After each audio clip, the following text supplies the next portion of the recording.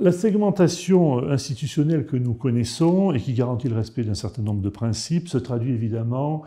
par une parcellisation des tâches confiées à chacune d'elles en matière de lutte contre les atteintes à la probité. Je fais allusion à la Haute Autorité pour la transparence de la vie publique, à l'Agence française anticorruption et au parquet judiciaire, au premier rang desquels le parquet national financier. Cette segmentation, qui présente à la fois des avantages et des inconvénients, ne peut se concevoir que si la loi organise par ailleurs les moyens d'une articulation entre ces institutions, en un mot, la coordination de leur action. À défaut, elles ne seront jamais totalement efficaces. Par ailleurs, la lutte contre la corruption, infraction par nature clandestine, ne doit pas être considérée comme l'apanage des institutions que je viens de citer, mais bien d'autres institutions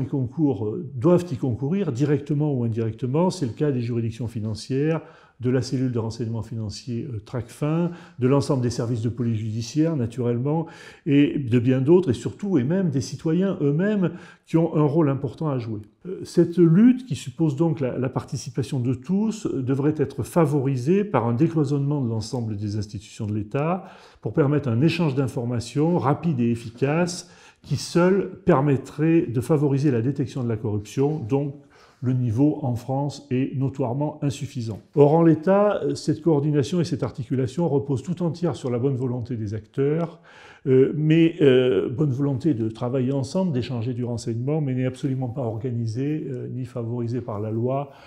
qui finalement encourage ce cloisonnement entre les institutions.